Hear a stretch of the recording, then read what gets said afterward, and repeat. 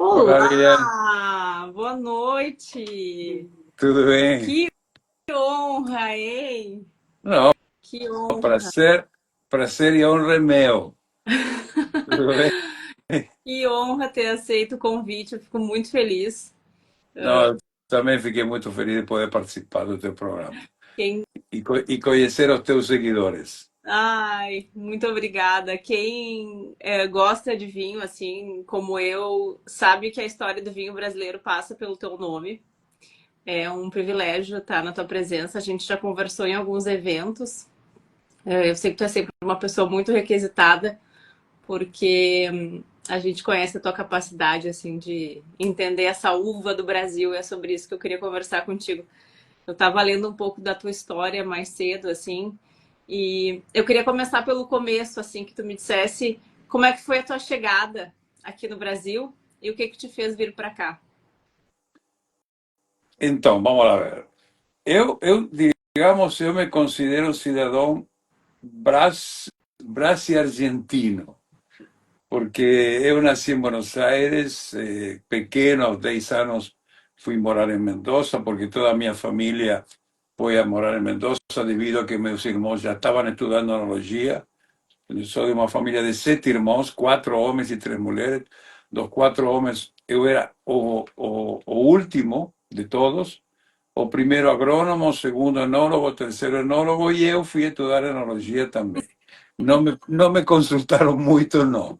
Me mandaram direto estudar enologia, uma coisa que, sabe, quem é de Mendoza, e eu me considero mendocino por ter chegado muito criança, você está ligada ao vinho ou à uva de alguma forma, porque você trabalha ou você está ligado a algum parente, ou seja, a uva e o vinho estão muito presentes. Além disso, que o vinho é um produto inserido na cultura enogastronômica de todo argentino. Uhum. Então, ele é uma presença constante. Bom, eu me formei em enologia muito jovencinho e em 73 eu cheguei no Brasil em 5 de janeiro de 73. Em 72 eu trabalhava no Instituto Nacional de Vitivinicultura, já tinha trabalhado numa cantina, uma cantina familiar muito boa, onde eu aprendi muito, era muito jovem, mas aprendi muito com um grande enólogo, que era Raul de la Mota, que era Uhum. nessa época era um grande enólogo. Mas eu não tinha muita experiência, era relativamente jovem. Aí vou trabalhar no Instituto de Vitivinicultura e uma empresa brasileira, que era Martini Rossi, aquela famosa empresa de vermute, decide colocar um anúncio que precisa enólogo, e aí foi uma corrida detrás de alguma coisa que eu achava que não ia ter chance, por a falta de experiência, pelo jovem. Me surpreendi muito quando me escolheram, e fiquei muito animado. Por quê? Porque me animava, claro que a situação financeira, a segurança que eles me davam, era muito importante. Mas você trabalha numa empresa internacional como Martini, é realmente um motivo de muito orgulho, muita segurança, porque é uma empresa internacional secular que trabalha com bebidas. Uhum. Então eu cheguei dia 5 de janeiro a Rio e São Paulo, onde eles me esperavam para me mostrar o lado romântico do Brasil, antes de me levar a Caxias e a Garibaldi, donde aí caí um pouquinho na realidade. Querida Márcia, olha a Márcia Marinho nos assistindo e digamos, é uma inspiradora porque estou associado a eles em um projeto no Rio de Janeiro, que depois nós vamos conversar. Mas enfim, então, eu cheguei em Rio de São Paulo, passamos uma semana, todo muito contente, Copacabana, imagina, e aí nos largaram em Caxias há 52 anos atrás. A temperatura era a mesma, né? Não, olha aqui, ou tu para de rir, ou senão eu me retiro, tu está me faltando respeito. Não, Ah, eu claro, o achei que que eles tiveram uma aconteceu? semana no Rio e tu achou que isso era o Brasil. Claro, eu achava que eu estava no melhor lugar do mundo, mas na realidade eu já sabia que viria para o sul e viria para uma cidade chamada Garibaldi, que nem no mapa saía. porque tu deve lembrar que naquela época não existia Google Não, Maps, não não. existia nada disso. Não tinha mapa que mostrasse Garibaldi, tá? Caxias sim. Uhum, Chegamos em Caxias, eu cheguei casado, recém-casado, porque foi uma das condições que a Martini me colocou, que eu devia vir, eu estava de noivo, e me exigiram que eu viesse casado por razões estratégicas, ou seja, uhum, se eu fosse, viesse aqui solteiro, provavelmente eu teria muita chance de ficar com a cabecinha mais fresca. uhum. Eu vindo, casado, eu já É teria mais uma fácil. família para cuidar, etc.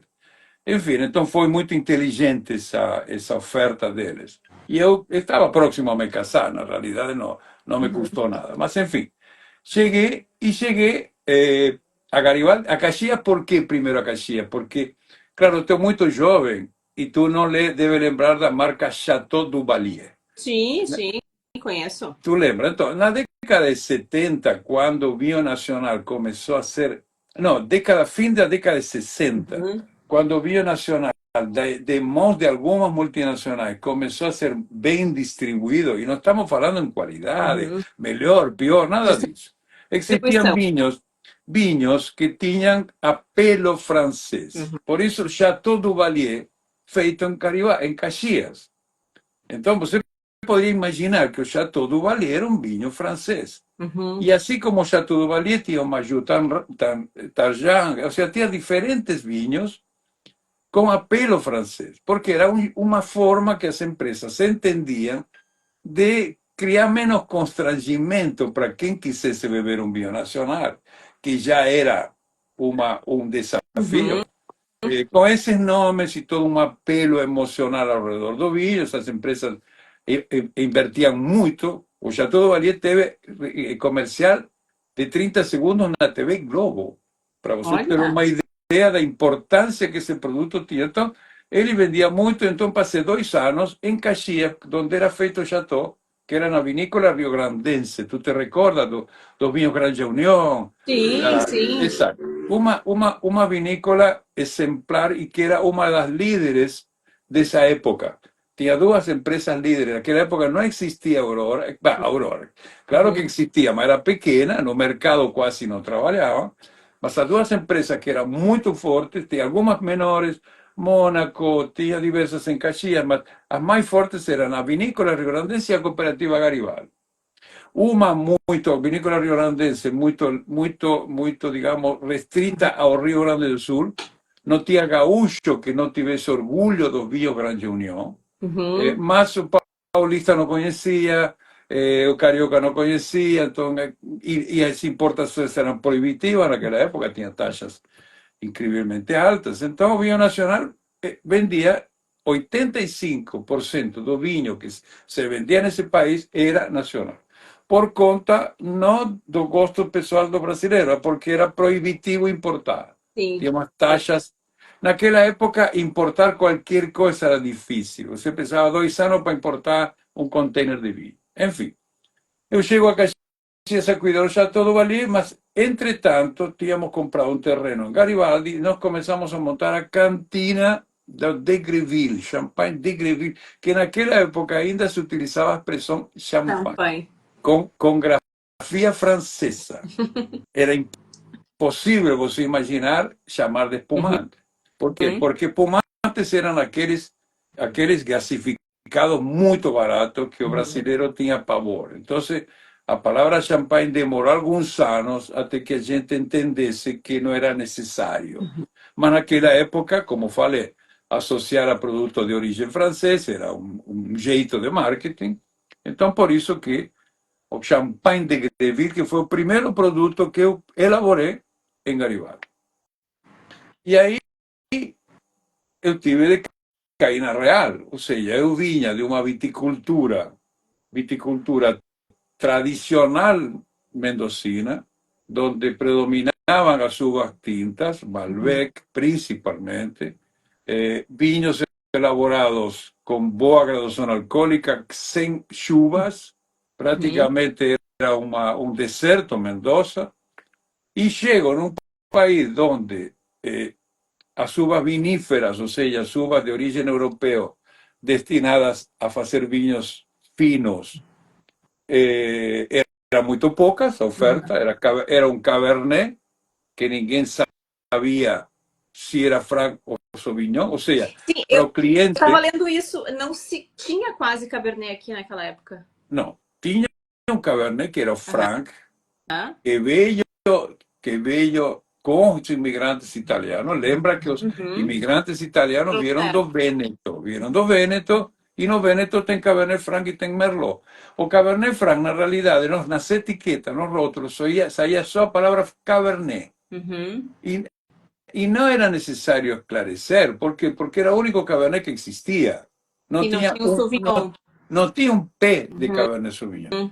Então não era necessário ter a Cabernet, era o produto, o tinto que predominava, e eu preciso conhecer e me acostumar a essa viticultura heroica, eu diria. Uhum. Por quê? Porque feita em terrenos muito, com declives muito acentuados, e você não sei se sabe, os teus seguidores sabem, que existe uma categoria de viticultura heroica, Uhum. sim, reconhecida mundialmente, sim, e que tem regras.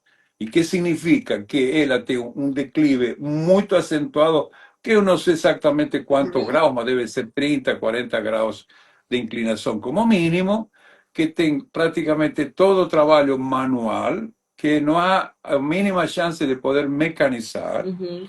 e donde o esforço humano é o que realmente predomina. Por isso que se chama Heróica. heroica, porque exige um esforço muito grande. Então eu chego de uma viticultura com tratores, com terrenos absolutamente planos, com irrigação, com Uhum. parreirais pequenos, chego a uma região onde há excesso de frondosidade, ou seja, excesso de verde, Uhum. facilidade de crescimento, variedades misturadas, e nem falar de Malbec ou de Cabernet, era o que tínhamos.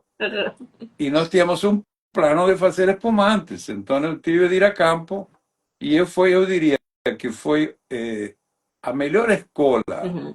que um enólogo jovem, com a cabeça abertíssima, com um apoio atrás de uma empresa que tudo que a gente pedia lhes dava, inclusive consultoria técnica dos técnicos italianos, os técnicos que nós precisamos. Essa experiência de vida que eu tive, o aprendizado que eu tive, forçado, eu diria, Uhum. porque era ir para frente, não tinha como ir para o lado nem para trás, porque a empresa tinha como objetivo lançar um espumante no método Charmat dentro do estilo Uhum. francês. Não tinha estilo brasileiro, não, era estilo francês. Tal é assim que trouxeram um técnico francês, com o qual eu trabalhei 2 anos, da Champagne. Uhum. Mais uma escola.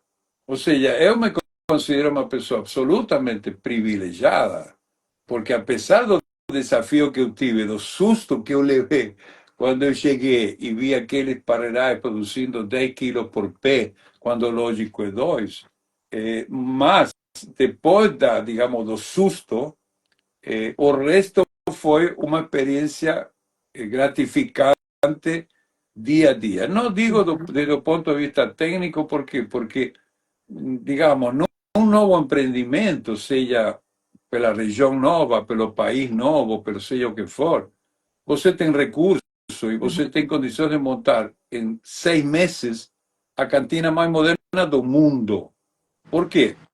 Porque tem equipamentos, oferta de equipamentos onde você buscar. Uhum. Então, se você tem um enólogo que tem a cabeça centrada, recurso, você faz uma cantina moderníssima. O problema qual é? E a uva?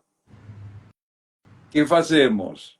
A uva não é alface que você planta hoje e em 30 dias está. Não. Sim. Um Então você sabe ciclo longo. perfeitamente o tempo que demora a uva, o tempo que demora você entender que variedades vão se adaptar a essa região.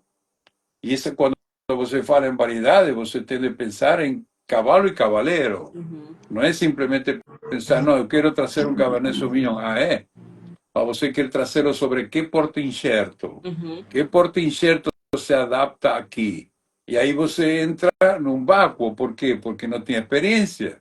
Uhum. Então, o que você traz? O que funciona na Europa.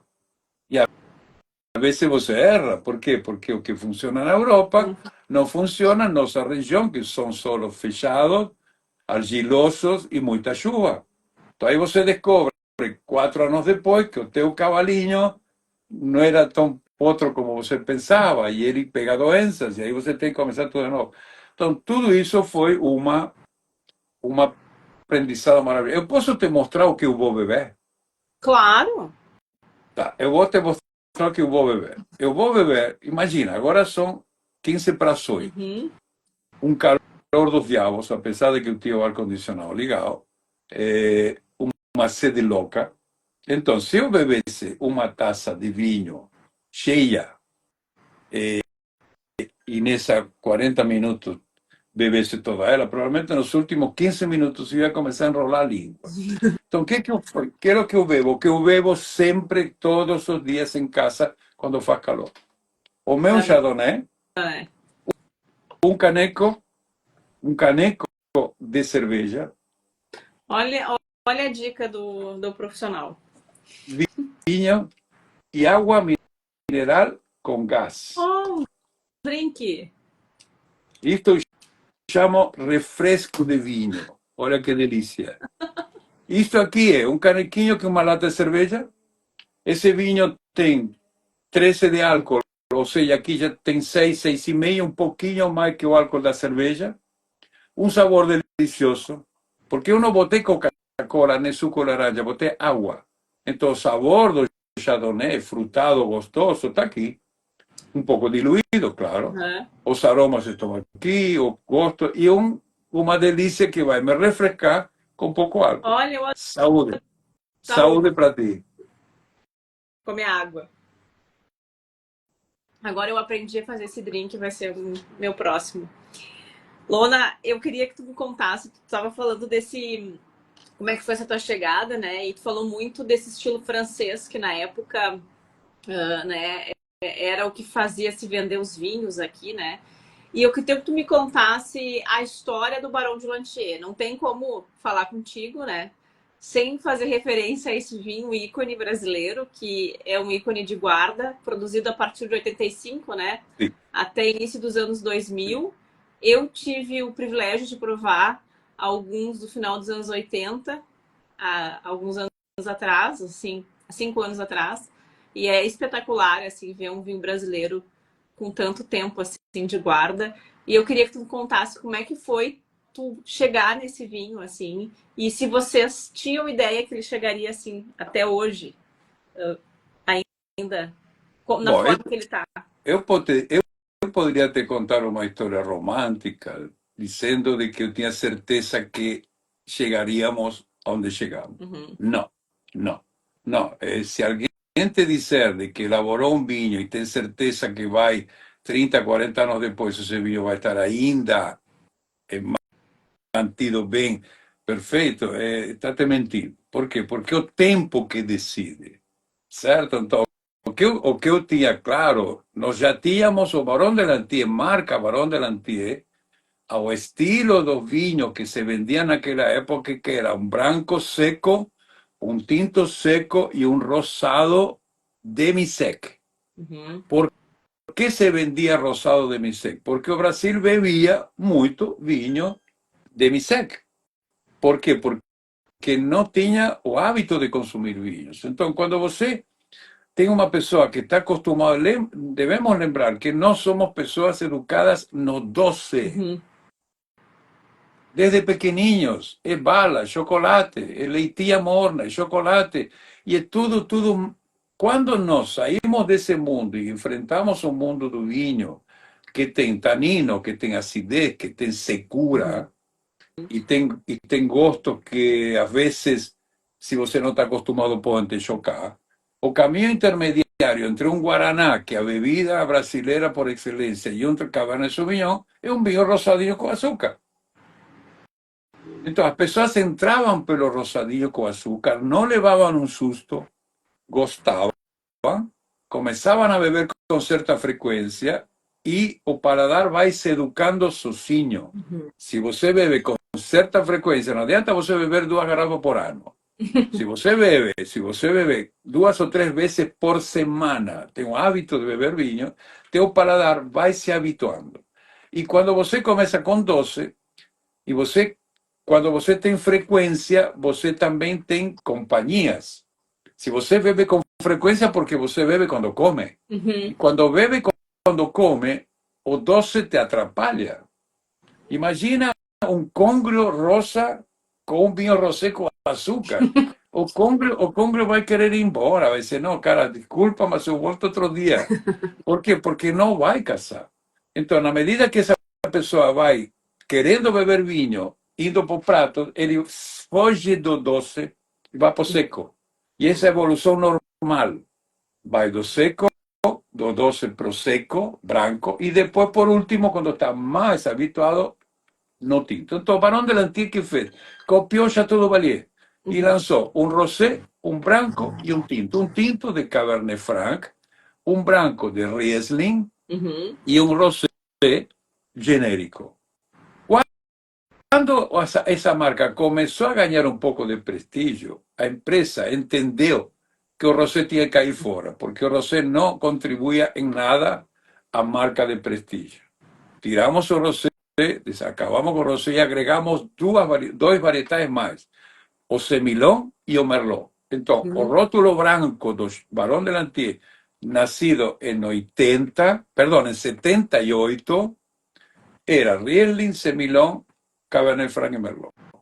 Começou a crescer a marca e, em um determinado momento, eu propus ao diretor-presidente da Martini, que era uma pessoa fantástica, um italiano, se chama Francesco Retti, que eu rindo minhas homenagens, que Deus o conserve, porque é uma pessoa que foi quase um pai para mim, e ele sempre teve muita confiança comigo. Então eu disse para ele, senhor Retti, o senhor não quer que a gente lance um reserva, um vinho um pouco mais desafiando o tempo, um vinho com outras variedades, vai em frente. E aí, o que nós fizemos? Trouxemos da Europa Cabernet Sauvignon, Pinot Noir, Cabernet Franc Bom, e trouxemos Chardonnay e Sauvignon Blanc.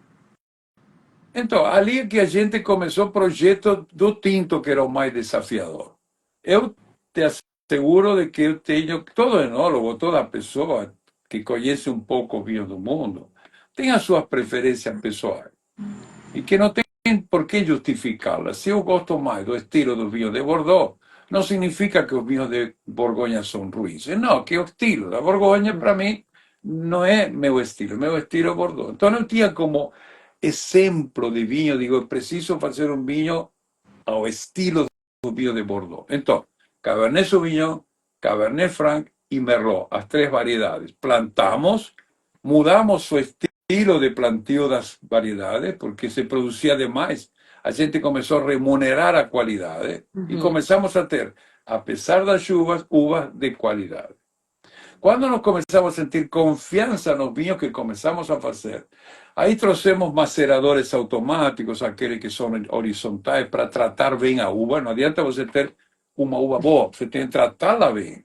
Não adianta depois judiá-la na cantina. Então, compramos o que tinha de melhor, o equipamento francês, o que tinha de melhor, sempre a Martini me apoiou. E aí eu disse para o senhor Retti, como este vinho vai ser um vinho de guarda, ou seja, aquele vinho que se dispõe a desafiar o tempo, ele precisa passar por barrica. Ah, que bom! Então, vamos comprar? Calma.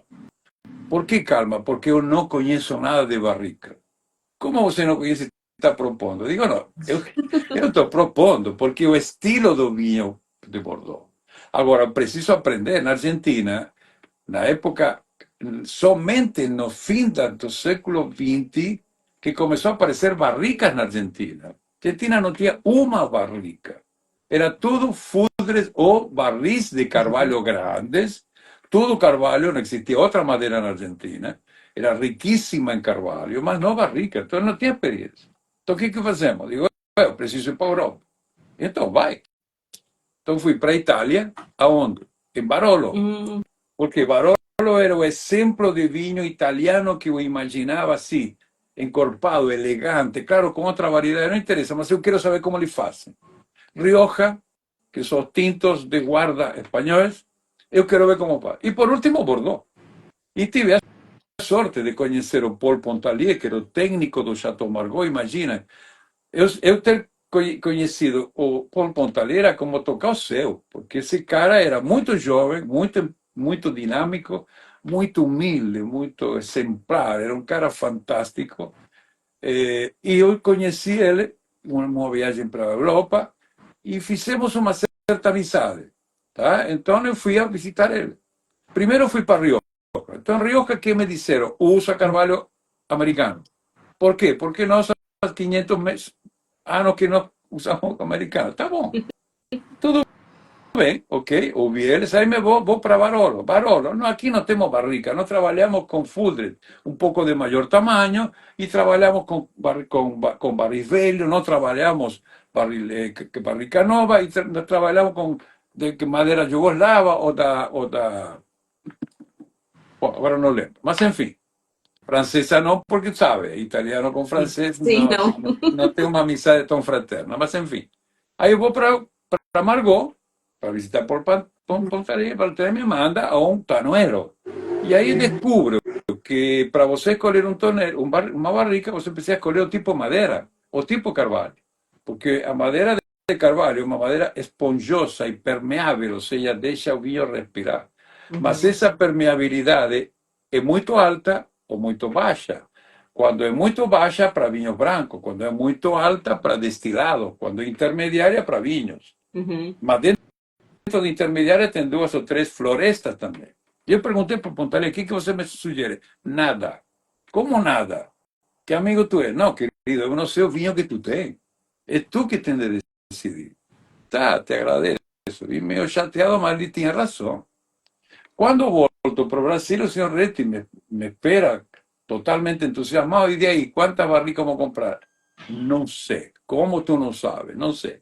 Vamos trazer 50 franceses e 50 americanos. E daqui a 8 meses eu lhe respondo. Aí, provamos.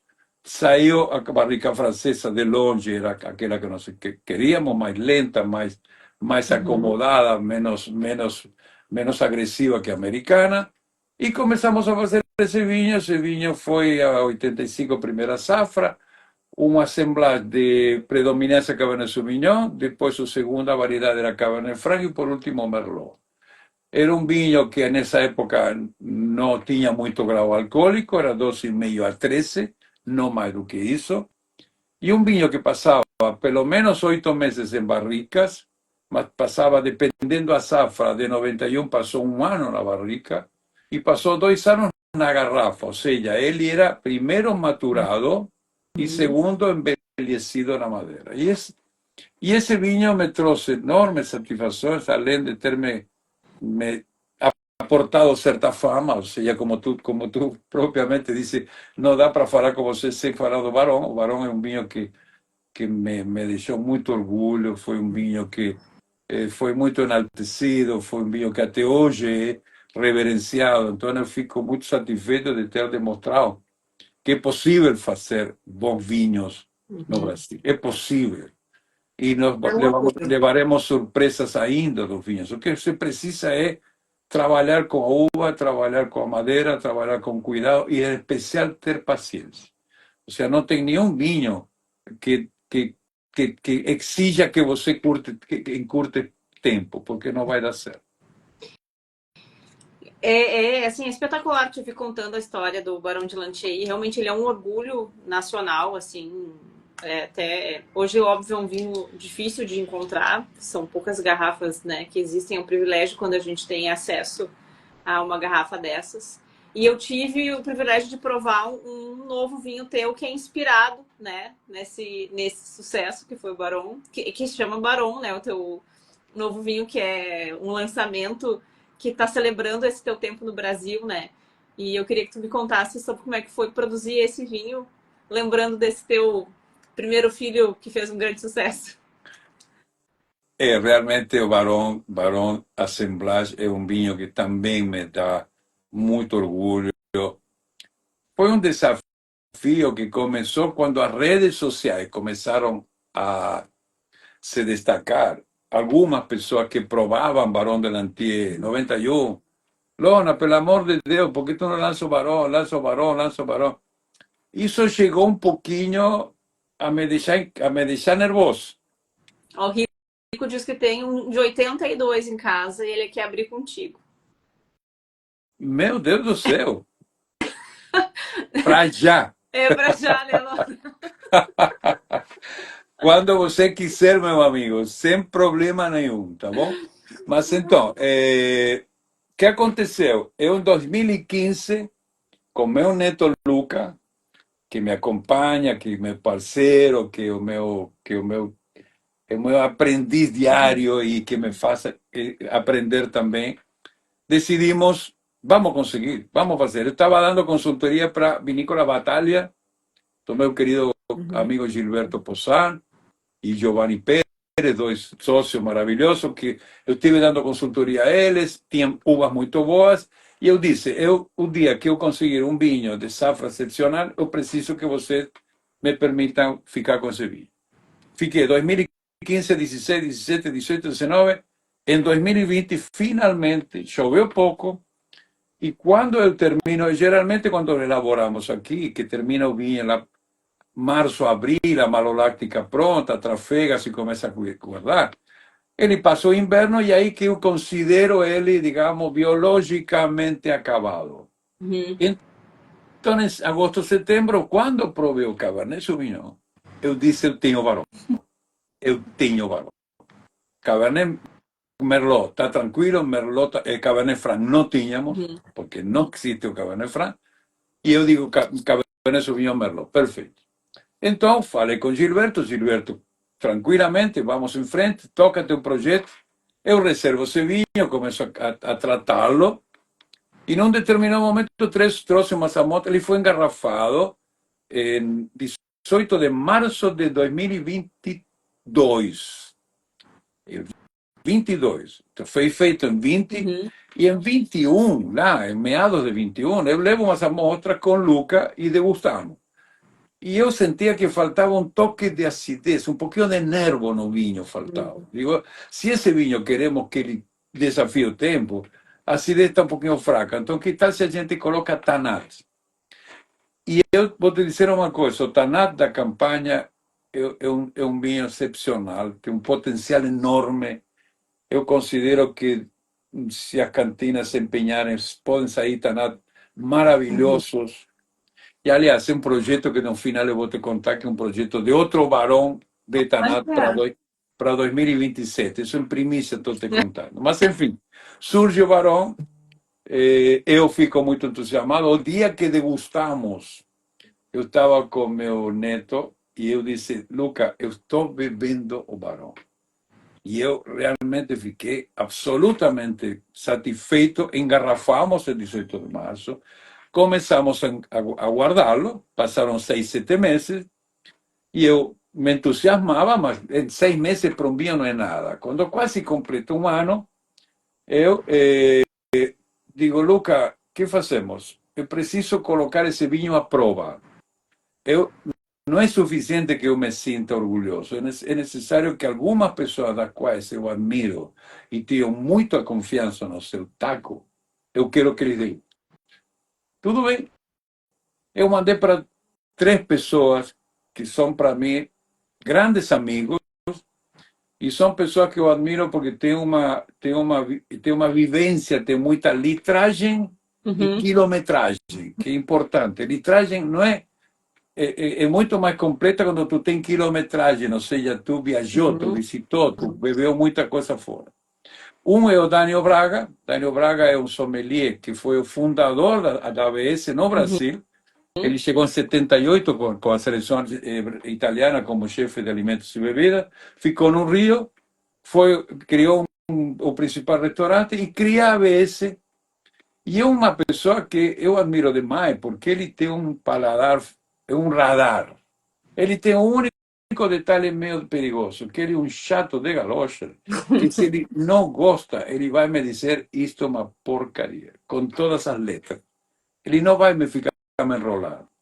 Então, quando eu mandei, aproveitei para acender umas 2 ou 3 velas para a Virgem Maria, para que ela me protegesse com o Dânio. Aí mandei para o Marcelo Copello, que é um jornalista muito experiente, degusta muitos vinhos, e para o Beto Duarte, que é um querido amigo meu também, muito apaixonado pela vitivinicultura, que são três pessoas que eu precisava ouvir a opinião. O Marcelo, quando provou, me ligou, me disse, estou bebendo Barão. O Dânio, que eu esperava, era provavelmente o que mais medo tinha, ele me mandou uma descrição tão bonita. Olha.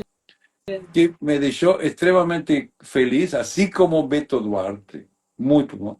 Então, aí sim mandei fazer o rótulo. E se você observa, o rótulo de Barão Adolfo Lona é exatamente igual ao de Barão de Lantier.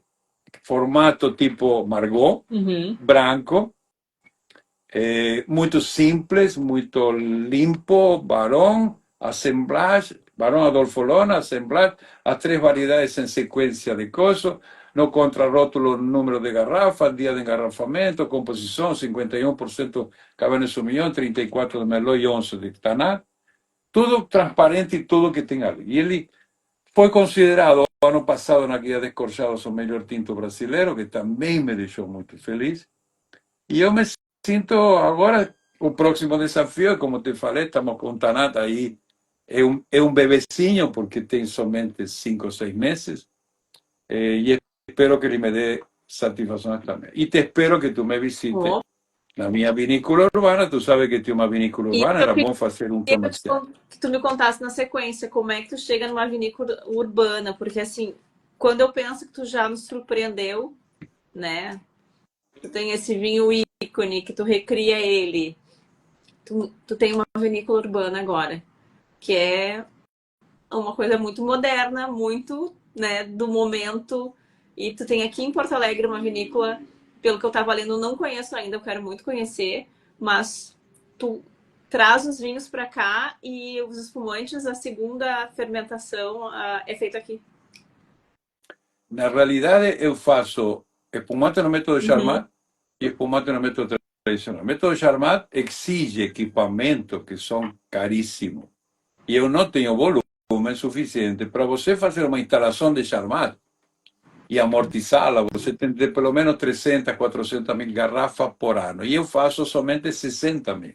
Então, eu tenho um acordo com a Aurora. A Aurora é uma vinícola fantástica, moderníssima, com uma equipe técnica admirável, com a qual eu me dou muito bem. Eu levo meus vinhos, eles me elaboram o Charmat e me trazem. No método tradicional, não. Eu faço aqui, na Avenida Chicago, 307, nós temos um galpão que alugamos, transformamos ele, e espero que tu me visites, para tu vai ficar... Estou com esse compromisso. Tu vai gostar muito. Reformamos, criamos espaços climatizados ao abrigo da luz para maturar os espumantes, para que eles façam autólise, para que eles demorem o tempo que for necessário. Então, temos todo um depósito climatizado para isso, temos os equipamentos simples, mas os necessários. E aí nós temos o Barão de Lantier envelhecendo. O Barão de Lantier são 5.000, perdão, Barão de Lantier.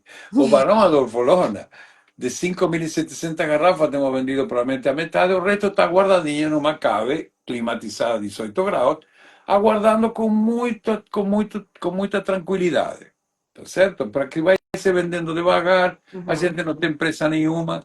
E estamos muito felizes de formar parte de um grupo de, neste momento, 5 ou 6 vinícolas urbanas, entre as quais a Rui Gastaldo, o Eduardo Gastaldo, que é um menino maravilhoso, que foi, eu te diria que foi ele um pouco que adotou a palavra vinícola urbana, que eu achei fantástica. Um pioneiro, né? Trouxe aqui. Um pioneiro. Então, fico muito feliz, estamos com uma vinícola pequena, meu neto trabalhando junto, minha filha trabalhando junto, uma equipe pequena, tenho 2 netos trabalhando comigo, onde fazemos as nossas coisas e, claro, enfrentando as dificuldades do mercado, que é um mercado muito aberto, muito competitivo, muito bem importado barato.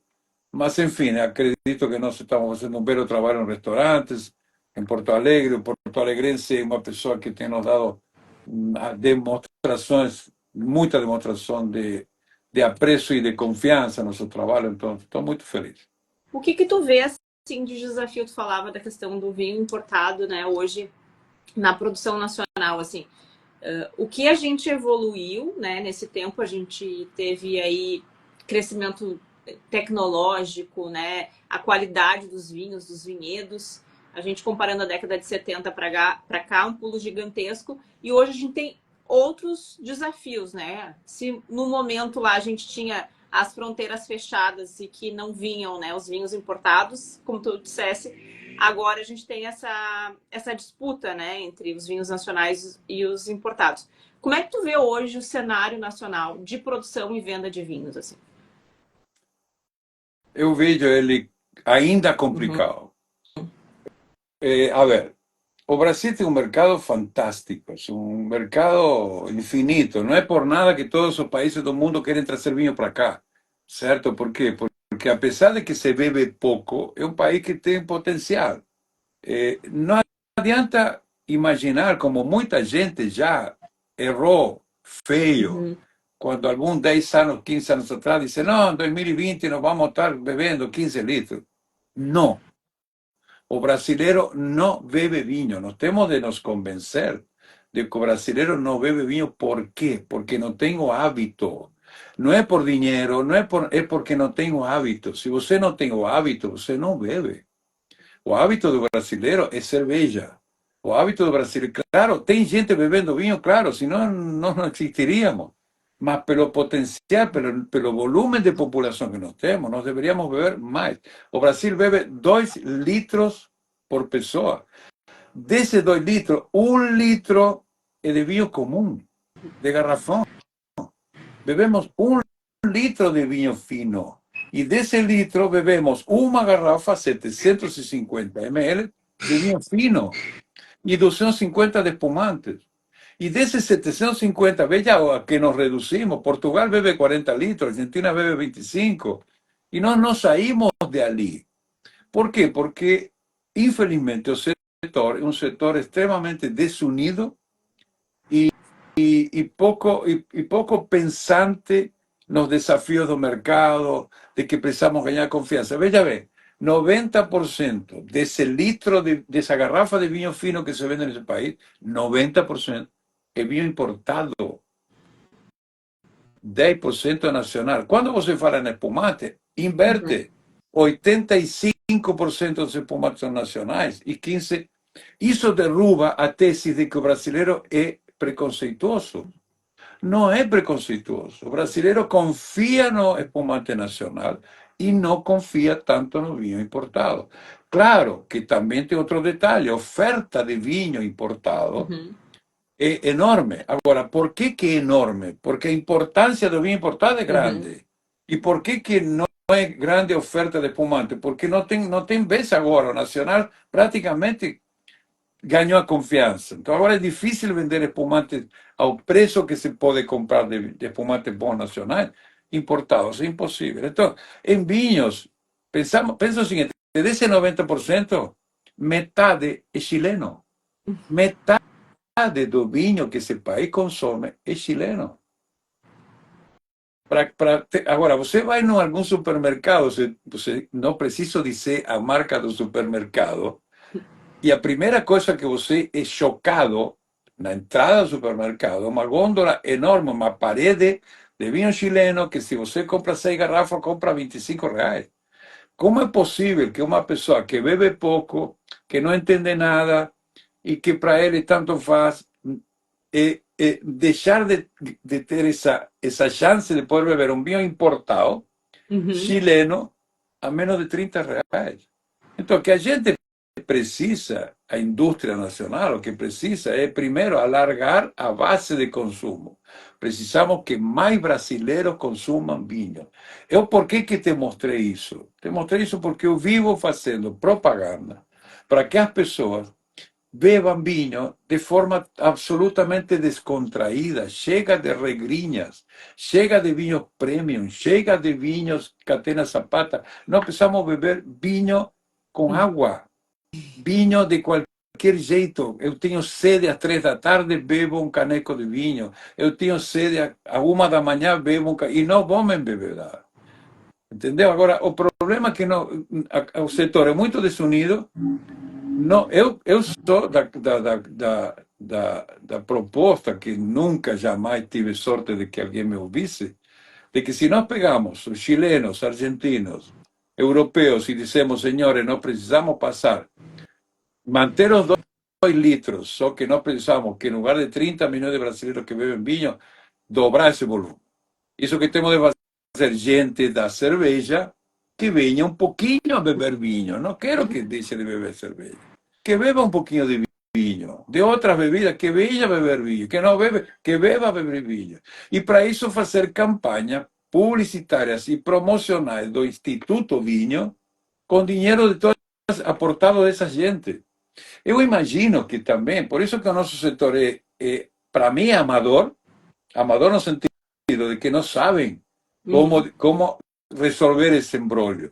E não querem. Não querem, porque se eu faço algo pelo setor, provavelmente tu vai achar de que eu vou levar vantagem, ou que tu vai... Entendeu? Nós não temos espírito corporativo. Mas eu acho de que se a gente fizesse isso, não teríamos chance de aumentar um pouco o aumento de vinhos. E quando apareceu a lata de vinho, eu digo, puxa vida, isso é uma boa oportunidade. Lata, frigobar, praia.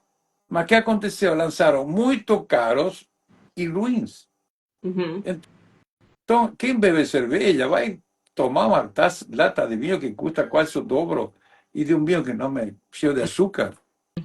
Entende? Então, eu creio que os desafios agora com o mercado, se se chega a associar o Mercosul com o mercado comum europeu, eu creio que quem tem de levantar a atenção são os chilenos, porque os chilenos são os que mais têm a perder. Porque nós poderemos ser invadidos de vinhos portugueses, italianos, espanhóis, portugueses, etc., bons vinhos mais baratos. E aí o rei da selva pode ser que perca. Nós já estamos perdidos 10 por 10. Agora, precisamos alargar, aumentar o tamanho do mercado, não ficar brigando entre nós pelos mesmos caras. Então, é desafiador, claro que nós também temos essa fúria arrecadadora também, nos vinha castigado um pouco com impostos. Isso também assusta, mas o que temos de grande vantagem é de que quem se aproxima do vinho se apaixona de tal forma que ele fica preso. Tu é um exemplo. Tu é um exemplo. Hoje tu é uma profissional que antes tu provavelmente tinhas interesse em vinho, hoje tu te envolveu, tu está... Ou seja, e cada vez que tu te envolve cada vez mais, tua ansiedade de conhecer, tua ansiedade de aprimorar, tua ansiedade de desfrutar do vinho é cada vez maior. Então, É um assim caminho como sem tu... volta, né? Eu até os 30 anos confesso que não era bebedora de vinhos. Bebia muito pouco.